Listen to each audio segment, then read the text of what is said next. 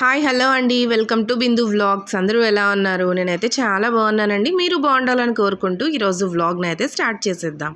Video అయితే ఎక్కడా కూడా స్కిప్ చేయకుండా ఫుల్ వీడియో చూడటానికి ట్రై చేయండి. అండ్ అలాగే వీడియో నచ్చినట్లయితే లైక్ చేయండి. కొత్తగా చూస్తున్న వాళ్ళు సబ్స్క్రైబ్ చేసేసుకోండి. ఈరోజు వ్లాగ్లో నేనైతే ఎగ్ మసాలా ఆమ్లెట్ ఎలా ప్రిపేర్ చేసుకోవాలో చూపించేస్తున్నానండి. సో దీనికైతే చాలా సింపుల్ ఇంగ్రీడియంట్సే యూజ్ అవుతుంది. సో ఏంటేంటి అని అయితే చూసేద్దాము. అండ్ ఫస్ట్ అయితే ఇలా ఒక బౌల్ అయితే తీసేసుకోండి. అండ్ పచ్చిమిర్చి అయితే ఇలా చిన్న చిన్నగా కట్ చేసేసుకోండి. అండ్ కొత్తిమీర కరివేపాకు కూడా స్మాల్ పీసెస్గా అయితే కట్ చేసేసుకోండి. అండ్ ఇందులోకే మనము ఆనియన్స్ అయితే సన్నగా తరుక్కోవాలండి. చాలా సన్నగా, ఎంత వీలైతే అంత సన్నగా కట్ చేసేసుకోండి. సో ఇదంతా అయితే తీసేసుకొని ఒక బౌల్లో యాడ్ చేసేసుకోండి. అండ్ ఇందులోకే మనమైతే గరం మసాలా అండ్ అలాగే రెడ్ చిల్లీ పౌడర్ అండ్ అలాగే సాల్ట్, టర్మరిక్ పౌడర్ కూడా యాడ్ చేసుకోవాలి. అండ్ ఇవన్నీ మీరు చేసే క్వాంటిటీని బట్టి, ఎన్ని ఎగ్స్ వేస్తారో ఆ క్వాంటిటీని బట్టి యాడ్ చేసుకోవాలండి. నేనైతే ఇక్కడ ఓన్లీ 2 ఎగ్స్తోనే చేస్తూ ఉన్నాను. So just 1 pinch of garam masala, red chilli powder and salt అయితే వేసేసుకున్నాను. అండ్ మీరు ఎంత కావాలో అంత అయితే యాడ్ చేసేసుకోండి. అండ్ అట్ లాస్ట్ అయితే నేను ఆచి చికెన్ మసాలా కూడా యాడ్ చేస్తున్నానండి. కొంచెం గరం మసాలా బాగుంటుంది కదా ఫ్లేవర్, సో అందుకని చెప్పి యాడ్ చేస్తున్నాను. అండ్ ఇప్పుడైతే నేను ఎగ్స్ని బీట్ చేసేసి ఇందులో యాడ్ చేసేస్తున్నాను. నేను ఇక్కడ 2 ఎగ్స్ తీసుకున్నానని చెప్పాను కదా, సో 2 అయితే ఇలా బీట్ చేసేసుకొని ఇందులో యాడ్ చేస్తూ ఉన్నానన్నమాట. సో దీన్నైతే మంచిగా బీట్ చేసుకోవాలండి. ఎంత మంచిగా బీట్ చేసుకుంటామో అంత ఫ్లఫీగా వస్తుందన్నమాట ఎగ్ ఆమ్లెట్. సో మంచిగా అయితే మిక్స్ చేసుకోండి. ఒక 5 to 10 minutes దాకా మంచిగా అయితే బీట్ చేసుకుంటూనే ఉండండి. బాగా మిక్స్ అయిపోవాలన్నమాట. అండ్ ఈ ఎగ్ మసాలా ఆమ్లెట్ అయితే సాంబార్ రైస్లోకి అండ్ అలాగే రసంకి కానీ చాలా మంచి కాంబినేషన్. అండ్ ఒట్టిగా కూడా తీసేసుకోవచ్చండి. అంటే మనం మార్నింగ్ బ్రేక్ఫాస్ట్ ఏం చేయాలి అని అలా ఆలోచిస్తూ ఉన్నప్పుడు, లేదంటే ఈవినింగ్ స్నాక్స్గా కూడా మనమైతే పిల్లలకి చేసి పెట్టేసేయచ్చు. సో పిల్లలకి చేసేటప్పుడు పచ్చిమిరపకాయలు స్కిప్ చేసేసేయండి. అండ్ రెడ్ చిల్లీ పౌడర్ అయితే కొంచెం ఎక్కువ యాడ్ చేసేసుకోండి. పిల్లలు కదా, కొంచెం కారం అనిపిస్తుంది. సో మంచిగా అయితే దీన్ని బీట్ చేసుకోండి. అండ్ ఎంత బీట్ చేస్తామో అంత ఫ్లఫీనెస్ అయితే వస్తుందండి ఆమ్లెట్. సో అంత మంచిగా పొంగుతుందనమాట. సో చూసారా, ఇక్కడ మంచిగా నురగలాగా వచ్చింది కదా, బాగా కనిపిస్తుంది కదండి కలర్ఫుల్గా ఆమ్లెట్ అయితే.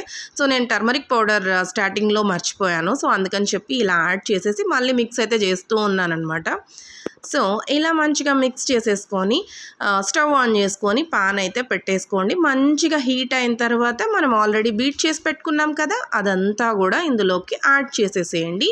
అండ్ పెనము మంచిగా హై ఫ్లేమ్లో పెట్టేసుకొని మళ్ళీ సిమ్ చేసేసేయండి. బికాజ్ ఈ ఆనియన్స్ ఇదంతా కూడా మంచిగా కాలాలి కదా, సో అందుకని చెప్పి కొంచెం సిమ్ అయితే చేసేసి అండ్ నెక్స్ట్ అయితే ఆయిల్ ఒక 1 to 2 tablespoons అయితే యాడ్ చేసేసేయండి. అండ్ ఆయిల్ కూడా మొత్తం స్ప్రెడ్ అయ్యేలాగా రౌండ్గా సర్కిల్గా ఆమ్లెట్ చుట్టూ అయితే వేసేసుకోండి. అండ్ ఆమ్లెట్ పైన కూడా కొంచెం ఆయిల్ ఎక్కువగా కావాలి అనుకున్న వాళ్ళు యాడ్ చేసేసుకోండి. అండ్ ఆమ్లెట్ అయితే మనం ఎప్పుడు ఒకేలాగా తింటూ ఉంటాం కదా, సో ఇలాగ మంచిగా అయితే అన్నీ మిక్స్ చేసేసుకొని ట్రై చేశారంటే చాలా బాగుంటుందండి. అండ్ ఈవినింగ్ టైమ్స్లో ఏమీ లేదే తినడానికి, స్నాక్స్ లేదు కదా, ఏమైనా కావాలి అనుకున్నప్పుడు అయితే వెంటనే అయితే చేసేసి పెట్టేసుకోవచ్చు. సో జస్ట్ ఒక 10 minutesలోనే పిల్లలకి మంచిగా హెల్తీ రెసిపీ అయితే చేసి ఇచ్చేయచ్చండి. అండ్ ఎగ్ కూడా చాలా మంచిది కదా, పిల్లలకే కాదు పెద్దవాళ్ళకు కూడా చాలా మంచిది కదా. సో రోజు ఒక ఎగ్ తినాలి అని చెప్తారు కదా, సో ఎగ్ ఎప్పుడు ఒకేలాగా కాకుండా ఇలా డిఫరెంట్గా కూడా ట్రై చేసి. అండ్ ఇప్పుడు చూసారంటే ఆమ్లెట్ అంతా కూడా సైడ్స్లో మంచిగా హీట్ అయిపోయి కలర్ అయితే చేంజ్ అయ్యింది చూసారా. సో ఈ టైంలో ఏం చేస్తారంటే ఇలా ఒక గరిట అయితే తీసేసుకొని మంచిగా అయితే నెక్స్ట్ సైడ్కి అయితే తిప్పేసుకోండి.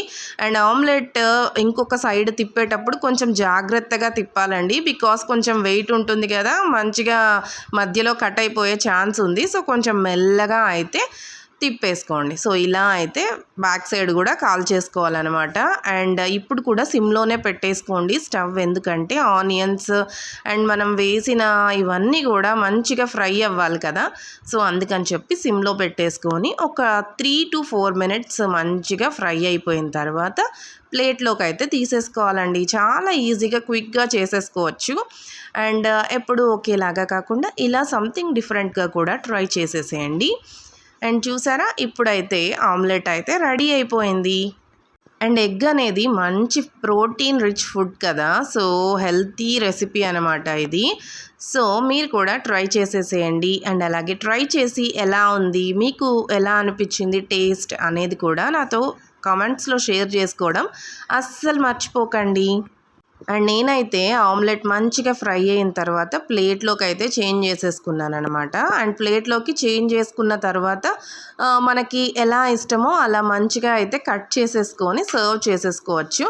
నేనైతే ఇది పెద్ద బిగ్ సైజ్ ఆమ్లెట్ కదా, అందుకని చెప్పి ఇలా చాక్తో అయితే మంచిగా కట్ చేసేసుకుంటూ ఉన్నాను 4 pieces లాగా. మాకు ఒక్కొక్కరికి ఒక్కొక్క పీస్ అన్నట్లుగా ఒక్కొక్క పీస్ అయితే కట్ చేసేసుకున్నాను. అండ్ చూస్తూ ఉన్నారా ఎంత ఫ్లఫీగా, చాలా బాగుంది కదా. ఆమ్లెట్ అయితే చాలా కలర్ఫుల్గా కూడా ఉంటుందండి. సో మీరు కూడా ట్రై చేసేసేయండి. సో ఈరోజు వ్లాగ్ అయితే ఎంతేనండి. వీడియో ఎలా ఉంది, నచ్చినట్లయితే లైక్ చేసేసేయండి. అండ్ కొత్తగా చూస్తున్న వాళ్ళు సబ్స్క్రైబ్ చేసేసుకోండి. Thanks for watching. Bye bye. See you in another vlog. ఆగండి, మీ ఫ్రెండ్స్ అండ్ ఫ్యామిలీ మెంబర్స్కి కూడా నా వీడియోస్ని షేర్ చేసుకోవడం అస్సలు మర్చిపోకండి.